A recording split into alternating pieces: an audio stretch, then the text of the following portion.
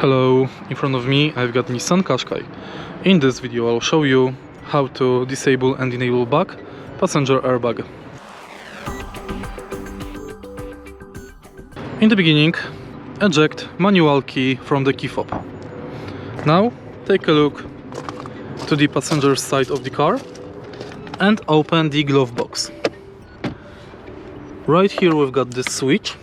Simply insert the car key to the switch and switch it between on and off.